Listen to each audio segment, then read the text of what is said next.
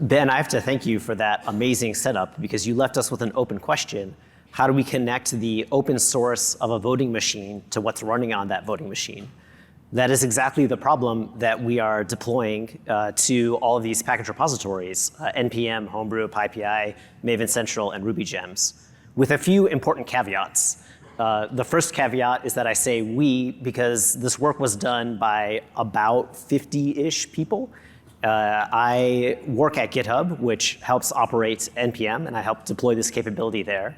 But all of these ecosystems are run by a combination of private companies, nonprofits, open source projects, and we collaborate through the OpenSSF Securing Software Repositories working group. The program committee said I could not have 49 co-presenters though, so I am here today to give this presentation to you. We'll talk about what this capability is, how it works, and then show how it helps us with a recent attack on a package in the Python ecosystem. So why are we talking about these package repositories? They are a cornerstone of software development.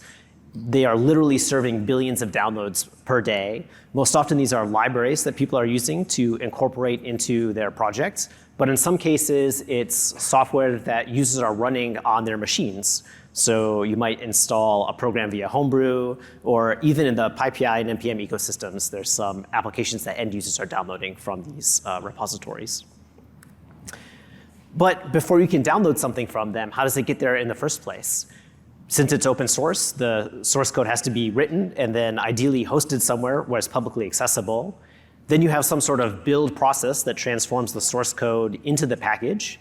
This build could take place on a cloud build system, something like GitHub Actions or GitLab pipelines, or it could be done on a developer's machine. Then once the build is done, you can send the package to the registry where it's given a specific name and a version number. And then end users can install via the CLI and request a specific package for download. This is something, again, that happens billions of times every day. Unfortunately, for bad actors, there's a number of points of interest. So if you're trying to be clever and you want to hide malicious code, you're probably not going to put it in the main branch of the source code. Maybe you'll put it in another branch, or maybe you'll set up a copy of the source code and insert the malicious code and build from that instead. So that's one problem we want to avoid. Oftentimes, these build systems, these build instructions are under less scrutiny than the source code itself. So you also want to look and make sure that there isn't malicious code being inserted as part of the build process. And then as the package is in transit from the build system to the registry, also from the registry to the end user, it could be tampered with. Maybe you're attacking a CDN, maybe there's a malicious cache or proxy that's being used. And if you're feeling particularly bold, you might attack the package registry itself. Please don't do this. They're often run by volunteers, but unfortunately, bad actors are not very considerate in their behavior. This construction is not an accident.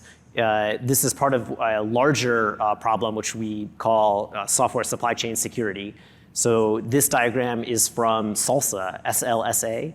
It's a technical initiative in the OpenSSF, which describes the entire process by which software is developed and distributed to end users. Fortunately for us, as the package repositories, we're really only concerned with sort of the second portion of that. How are we building code? Where did that code come from? How is it being stored? And how is it getting to end users? There's a pair of technologies that we're going to use to deliver this capability, one that's been around for some time and one that is much newer.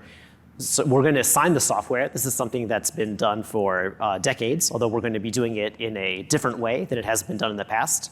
And then we're also going to provide a capability called SLSA build provenance. This is non-falsifiable links back to the exact source code, the exact build instructions, and the build logs for a specific package. And this is what lets us take a package that we've downloaded and perform a much more comprehensive audit of it.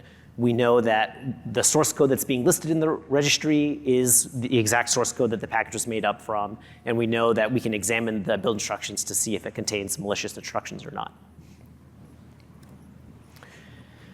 Lots of people ask, we're signing packages, are we using GPG signatures? We're not, and that's because we already tried that.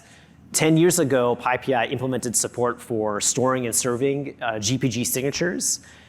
2 years ago, they did an audit and found that not very many packages were using that feature. And for the ones that were, the signatures that they uploaded weren't actually verifiable. This is because of two key problems, literal key problems, both with the private key and the public key. It's really difficult for maintainers to provision and store key material, especially over decades or even months or years. And it's very hard to distribute the public key material in a way that it's easily discoverable and verifiable. So 2 years ago, PyPI, the registry for the Python ecosystem, removed support for GPG signatures and started looking for something better. What is that something better? So admittedly, this process is a little bit complicated, but let's walk through it step by step, and then we'll look at why there's all these additional steps that we're adding. Build provenance is really enabled by these cloud build platforms implementing what we call signed workload identity. So your build process can request from the build platform an OIDC token that contains in it this non-falsifiable information that we want. Links back to the source code, build instructions, and build logs. And even though your build process has access to this token, because it's signed by the build platform, you can't tamper with it, or the signature won't verify. So step one in this process is you request your workload identity from the build platform. This is an example of what that looks like on the GitHub platform. We have our issuer, so exactly if we're using GitHub, or if we're using GitLab, or if we're using something else, and then information about the specific commits, the build instructions, the repository, the organization, all the things that we need to provide this capability. I should note that this is an abbreviated version of the OIDC token. It has like 25 or 30 fields, but these are the sort of the main properties that we're interested in for build provenance. Once we have that information, we generate a public-private key pair. We use the private key to sign our completed builds, and then we do something very unusual. We throw the private key away. So we're still signing our package, but we're doing it with an ephemeral key. And because it's single use, we don't have to worry about maintaining the lifecycle of that key, maintaining access to it, and ensuring that it was secured. We then take the OIDC token and the public key, and we send that to a open source project and public good service SigStore. The first component we interact with is SigStore Fulcio. That's a signing authority that will take our OIDC token, verify its signature, and return to us a X509 signing certificate. And then burned into the extensions of that certificate are the properties from the OIDC token. And then there's another important step here where we take our signature and we upload it to a public transparency log. So when the end user goes to verify the signature, it won't verify unless it has this public transparency log entry. And that allows users of the system to audit when their identity is being used to sign packages and ensure that someone doesn't take your package and sign it with a different identity later. Here's an example of what that what the X509 certificate looks like. And it has the exact same properties from the OIDC token. And then in the extensions, we have SigStore-specific OIDs. That's the dotted lists there that, again, tell us exactly what build platform, build instruction, source code that this package came from. Now we're ready to upload our package to the registry. So we take our builds, and then we assemble a signature bundle. We take the signature with a private key that we threw away. We take the signing certificate. We take the transparency log entry, and we upload that as a bundle of signed content to the registry. And then the registry can store both of these pieces of information and then distribute it to end users when they download the package. And I lied a little bit, so that's not actually the last step. You have to somehow authorize your publish to the registry, right? If someone's maintaining a package, I can't just upload my own version of that package. I have to be registered as the author of that package. Usually the way this happens is you have your account password, worst case scenario. Maybe better case scenario, you're using an API key that's scoped to a specific package, and you store that in your build process.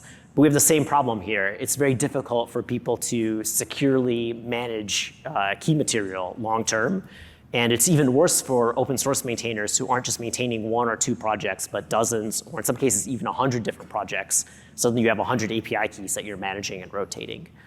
So we just use the OIDC token again. We set up what we call a trust relationship with the registry, And we say, if the build is coming from this platform, this repository, using these build instructions, it is authorized to publish on our behalf. And now we don't need to store an API key in our build pipeline. And we'll see in a second why that's so important. And so this process is quite complicated. We're taking something that was previously sort of between the registry and the end user, and we're bringing in this third-party SIG store. But that's a deliberate choice. If we make the end users manage key material, it's very difficult for them to do so. If we have the registry manage the signing process, you can easily compromise one system, replace the package, access the signing service, and no one is any wiser. So we're distributing the responsibilities between the build platform, between this public good service SIG store, between the registry. And that's so that you can't just compromise one system in order to put out false content. You have to actually coordinate between these systems in order to publish something. Even though that data flow diagram is quite complicated, we worked to make this as easy as possible for maintainers of open source packages. So here's an example of building a Python package in GitHub Actions. And there's just two modifications that you need to make. You need to give your workflow permission to request the OIDC token. And then you need to tell the GitHub action maintained by the Python packaging authority, yes, you want attestations. And then it will, behind the scenes, make all of the requests and go through the data flow that we just described. So it's important to the adoption of the security capability that it's very easy for people to onboard to it. That's on the publish side. And then on the consumption side, PyPI added what they call the integrity API. So if you have a specific package you're interested in with a specific version, a specific package or a specific file in that package, you can request this build provenance information. And then I promise I didn't get this right on the first try, but using JQ, we can go into that bundle. We can select out the certificate, base64 decode it, pass it to OpenSSL. And this is a production example of build provenance. So we can see for this specific version of urllib3, what platform was it built on, what was the hash of the repository at build time, and where can I go to see the source code. And then this is important caveat number 2. Just because something has build provenance doesn't mean it's secure. Anyone can sign up for an account on GitHub, anyone can publish to PyPI, but we're giving you these non-falsifiable links back to the source code, back to the build instructions, so that you can audit them and make a more informed risk decision. And wouldn't you know it, there was an attack against a Python package that made use of this capability. So PyPI deployed this capability in mid-2024, and then in December of 2024, a popular package, Ultralytics, was attacked. They were using GitHub Actions in a way where you could inject code via the branch name of your pull request. And so that's exactly what an attacker did. And it resulted in them having complete access to this GitHub repository, right? This is a really bad situation. Because they had access to the GitHub repository, they were able to publish 2 versions of the package that contained malicious content. They also were able to exfiltrate the API key to PyPI that was stored in the build pipeline. And then once their access to GitHub was removed, they used that API key they exfiltrated to publish another 2 malicious packages. The PyPI project did a really excellent write-up of this attack on their blog. And so if you want further details about what exactly happened when, definitely check out that blog post. How did build provenance help in this attack? Well, the community noticed this very suspicious branch name and then the subsequent releases that they had not initiated. And so because these malicious packages had provenance, we were able to look at the source code and see exactly what malicious behavior had been added. And more importantly, we were able to look at the build logs and see how the malicious branch name was able to escalate privileges and then what other malicious steps took place in the subsequent build process. This really helped the owners of this package as well as the people who maintain PyPI respond to this incident and act quickly in removing the malicious content. Because the attackers exfiltrated credentials and then published later packages that did not have provenance, this is a huge red flag. Again, we're not saying that something is insecure because it doesn't have build provenance, but if you were using it and then you stopped, that's something that sort of bears further scrutiny. And because people were already looking at this package, they were already aware of the attack, they were able to very quickly remediate these additional malicious versions.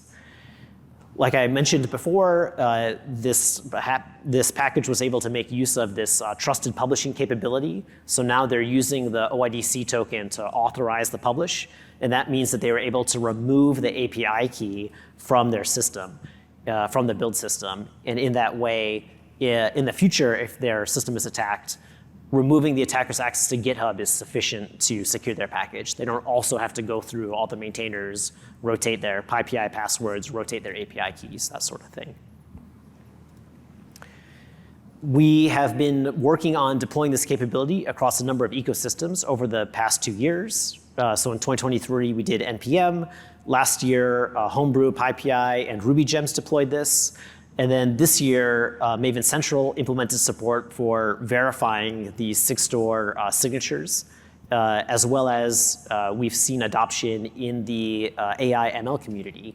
So if you are working with a large model, a lot of these model repositories, things like Kaggle, things like NVIDIA NGC, support signing these models with Sigstore and generating build provenance. And then as an end user, you can verify that the model hasn't been tampered with before you run it. We don't have a ton of data on adoption because these capabilities are relatively new, but we've seen pretty healthy adoption across the NPM and PyPI ecosystems. Because of our focus on usability and because trusted publishing lets you get secrets out of your build pipeline, this has been very popular with folks who maintain a wide number of open source packages. And we're hopeful to continue working with folks to increase adoption over time. For the NPM ecosystem, we did build provenance first and then trusted publishing more recently, in fact, just last month. We'd really recommend that people do that the other way around. These two capabilities work really well together.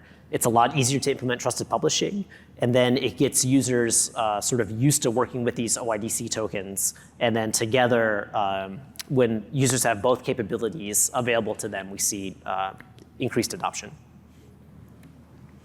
There are so many different directions that we can go from here. We want to build Salsa build provenance to more ecosystems, more open source package repositories, other things like AI ML models. We would also love to support more build systems. So if you go to the Sigstore Fulcio repository, there's a documentation page on what the minimum requirements are for a build system in order for it to be supported. And I think we're up to like 5 or 6 different build systems, but we'd always love to add more. And then there's a number of different attestations like a build provenance that are being explored. The Salsa project is working on a source provenance. This would be focused on how specific changes land in your repository, who made that pull request, who was it reviewed by, what were the results of the automated tests, that sort of thing. And then there's a open source project called Intoto that has a list of about a dozen different attestations. We call the different types of attestations predicates. And so you can go to the Intoto project and check out other attestations that are being explored in industry. That's it for me. Again, this is the work that was done across a number of different open source projects as well as private industry and academics, and I'd be happy to take some questions.